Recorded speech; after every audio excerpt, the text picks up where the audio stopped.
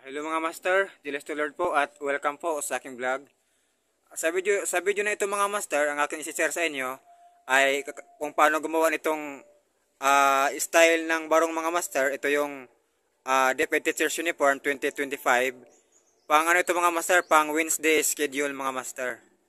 So ito yung kanyang front design. So ituturo ko yan kung paano siya gawin, kung paano sa tahain mga master. So ayan ang ating design ng ating barong. Half open, half design lang ito mga master, no? Naka hidden buttons ito. So ayan. So ito sa pang ano to mga master, pang Miyerkules na design. Ito yung front niya mga master at ito naman yung design niya. So ito mga master, ito tela ito. Tapos pinasada ko lang itong red na ito dito sa ating kulay dark gray na tela. So ang color nito sa aking sinulid sa ibabaw ay kulay pula para hindi sakita ang ating sinulid. So pinasada lang ito. Ito ang distance nito mga master ay 1 inch, dito naman sa kabila ay 1 inch. So ang lapad kasi nito natin mga master, itong ato na ano natin, lapad dito ay 1 and 1 half. Pwede namang 1 and 1/4 hanggang 1 and 1 half ang kanyang lapad dito mga master na ikabit natin sa front. So ito sa kasi ano kasi ito mga master, hidden buttons. So ito naman yung kanyang ito naman yung ating pang hidden buttons, pang cover siya. So ito yung ating front mga master, ayan siya. So front. So mula pala dito sa ating taas, sa ating neckline hanggang sa laylayan, kung paano natin gawin yung design, mula dito sa laylayan hanggang sa taas, hatiin na natin ito sa gitna mga master. Tapos, kung hanggang saan yung kalahati, doon yung ano natin, hangganan ng ating design. Bali, kalahati lang siya. Dito may natandaan na ako dito. Ito siya. Ayan. So ito, dahil ang kabila kasi ay hidden button, sa kabila naman yung lalagyan ng butones, bali magkaiba siya ng sukat. So ito yung pangkaliwa. Ito yung ating kabit na design. Ayan siya. So dahil dito ay hidden buttons ito sa bandang kaliwa, ang gagawin natin ito mga master, ito yung kanyang front design. I-attach natin dito. Ikabit muna natin ito dito. Mula dito sa ating guhit, ayan sa ito yung ating tope mamaya sa ano natin, hidden buttons. Mula dito sa design ito mga master, pasok tayo ng 1 and 1/4. Bali ito yung tapat natin ng ating start ng ating 1 and 1 half papunta dito sa design natin. So tandaan natin, no. So, mula dito sa line, no, itong line na ito, no. Ayan. 1 and 1/4. Kasi 1 and 1/4 kasi yung lapad ng ating hidden buttons sa front.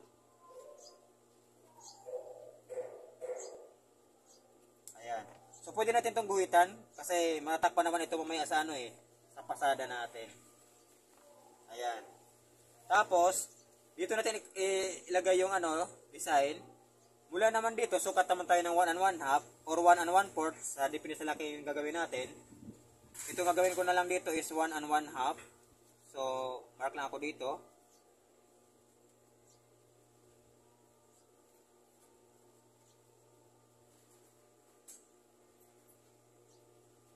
Ayan.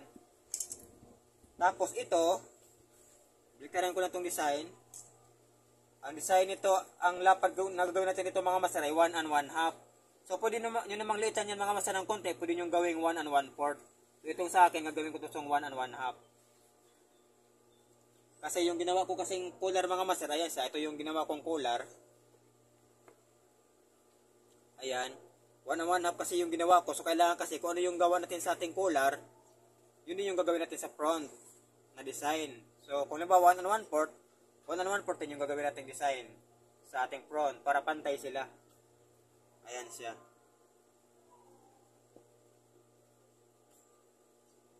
So ito 1 and 1 half ito.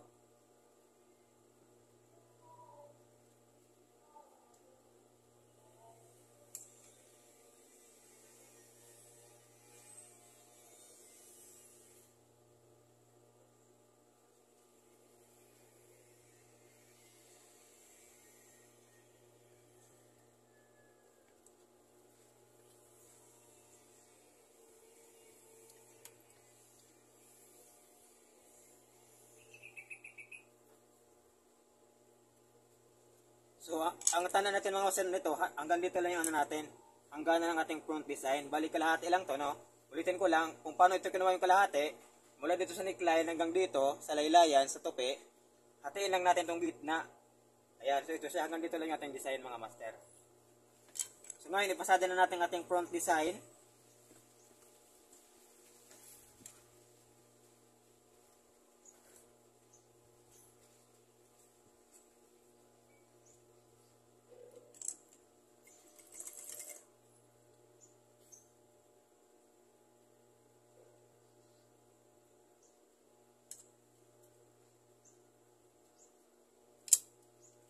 Kapag ipasada natin ito mga master, alalay lang tayo kasi baka mangulabot siya.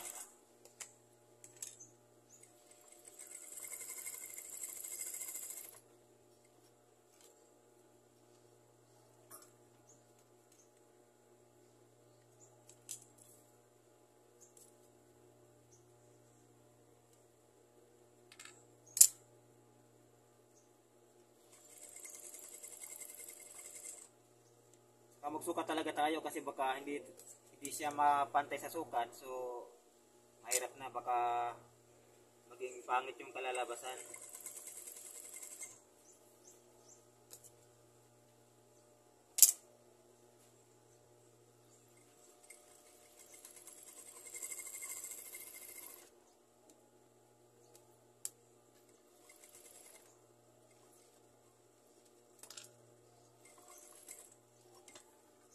Dito lang tayo.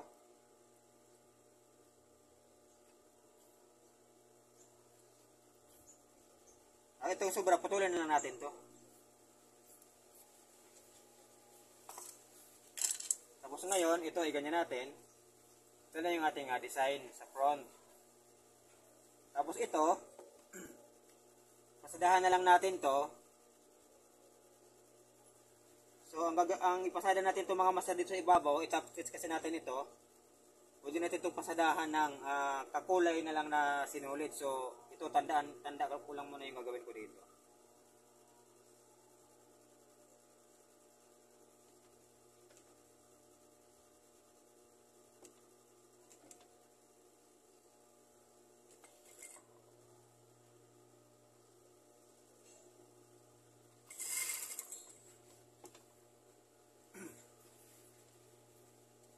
Tapos ito, para matap natin, pwede natin itong plansahin or pwede naman natin ipasada lang muna natin ito dito sa tela para mag-flat siya.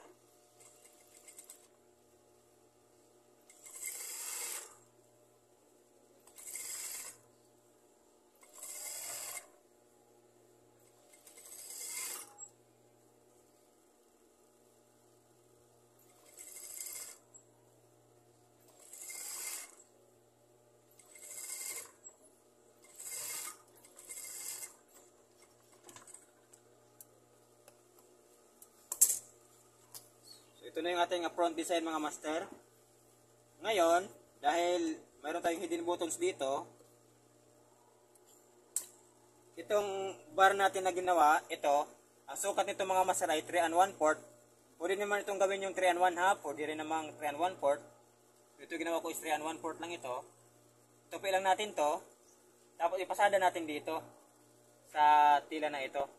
So dito tayo sa ipailalim natin to sa ating bars sa ating tela. Ito ipailalim ito pa ganyan.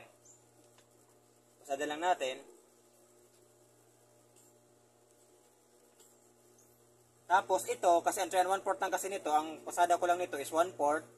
Tapos dito naman, ang lapad nitong tinabas ko is 1 1/2 ito. Dahil kailangan lang kasi ito maliit ito mga master, mga 1 inch lang ito dapat eh. Kasi dapat ito mas malaki ito ng 1/4 para hindi sakita yung ating itong maliit na ito na tupi.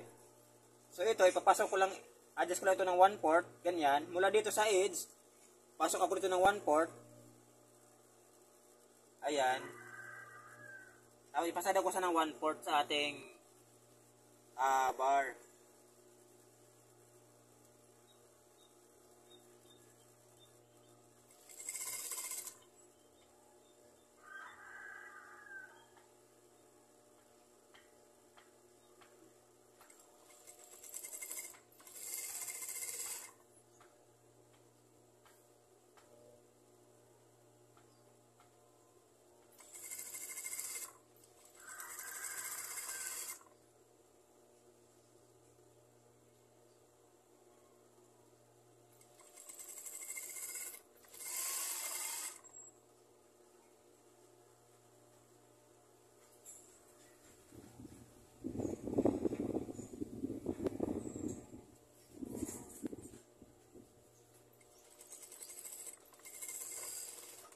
So bali ang lapad nito sa ilalim ng allowance ko is 1/2. Ito naman sa kabila ay 1/4 lang. So bali ito kasi, gaya sabi ko kanina, ito kasi ay 1 and 1/2 kasi yung lapad nito eh. So bali 1 inch lang yung kanyang natira ngayon.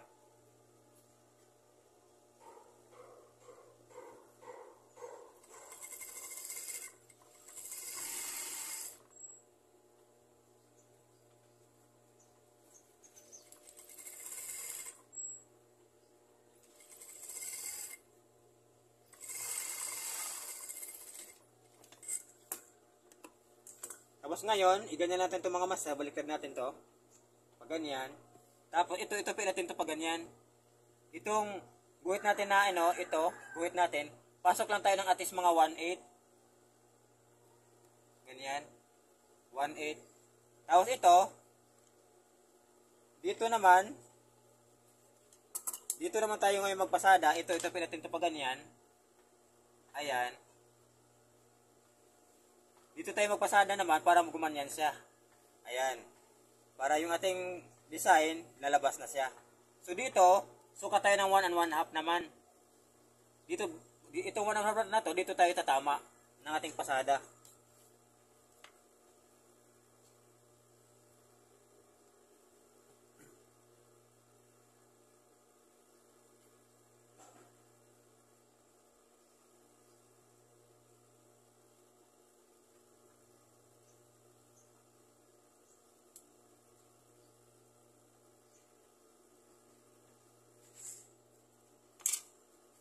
Ayan, so mayroon tayong tanda.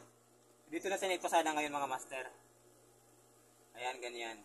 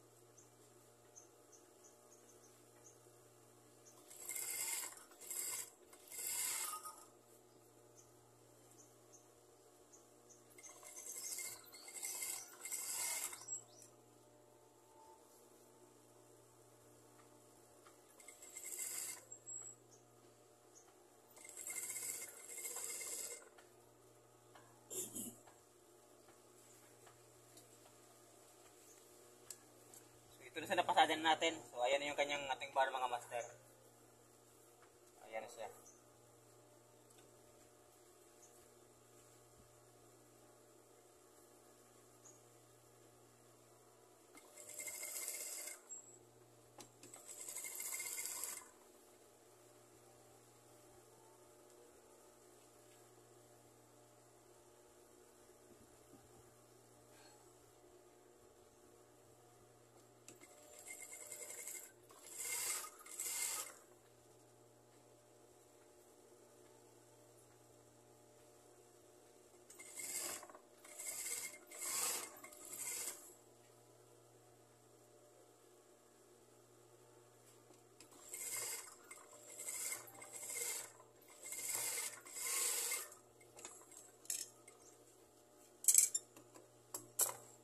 Ayan. So, ayan sa mga masa ng ating bar. Ayan siya. Ngayon, ito, magtatak na lang tayo nito. Itatak na lang natin sa pag-finish natin itong mga master para hindi ito titikwas. Ayan siya. So, ngayon, ang gawin naman natin ngayon, yung bandang kaliwa naman, sa bandang kanan naman. Ang kanan naman na parts. Ito ay sa kaliwa kasi ito eh. Ito naman yung sa bandang kaliwa, sa kanan. So ito madali-dali lang to. So same pa rin, magsukat tayo dito ng 1 and 1/2 para ipasada natin dito. So ito yung tanda natin sa front.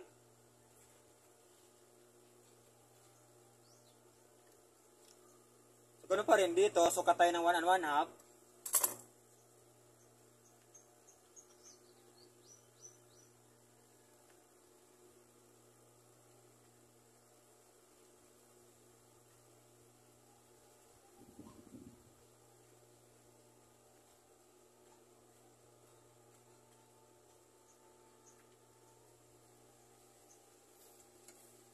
Tapos dito sa edge mga master, dito, sukat naman tayo dito ng, tutupin kasi natin ito ng paganyan, 1 inch. So 1 inch lang tayo dito, 1 inch.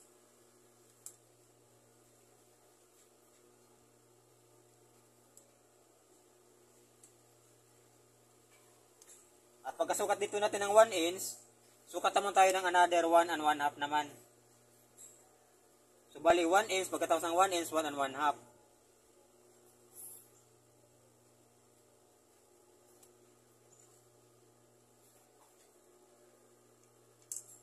Tapos ito, dito tayo nagsukat sa pangalawang 1 and 1 half, dito natin ipasada ito. Yan, ganyan.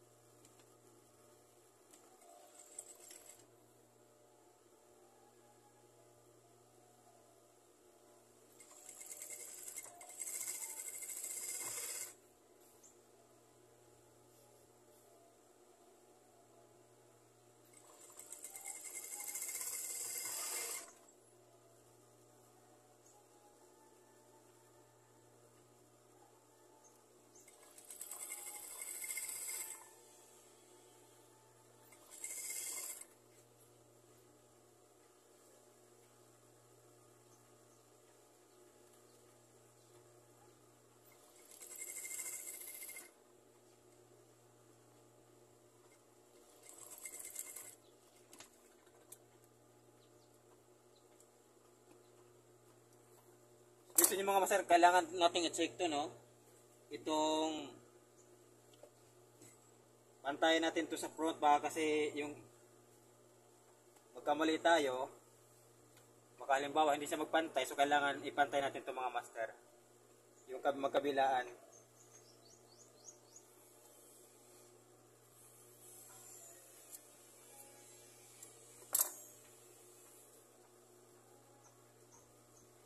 Ngayon, ito pasadaan naman natin to, ipadapa natin para hindi tayo mahirapan.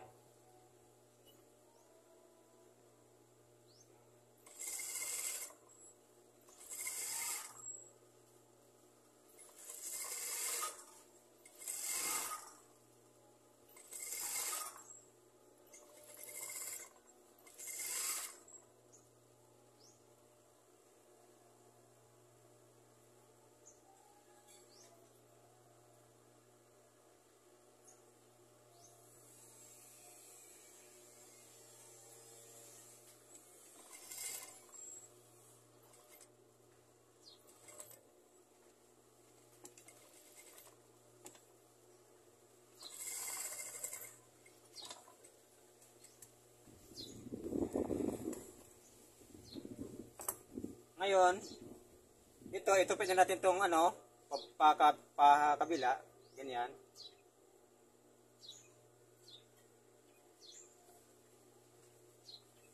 Ganyan. Ayan, pag ganyan siya. Pero bago yan, lalagyan mo natin ito ng patigas sa front para hindi siya mababali. Ito ilagay natin.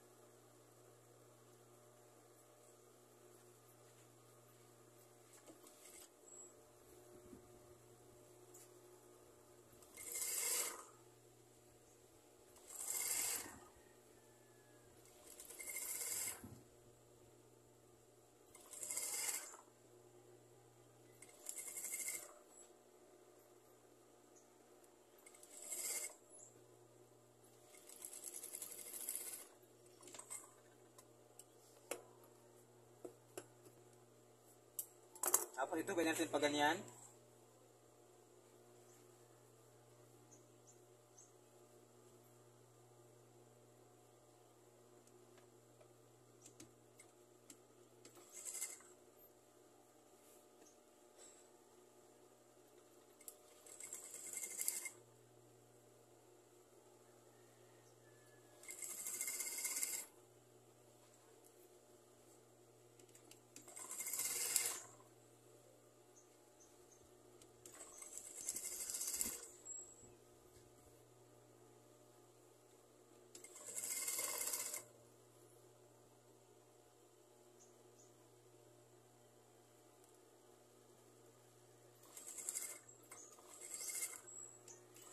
Mag-alalay tayo sa pasada nito mga master kasi nababanat yung ibabaw eh.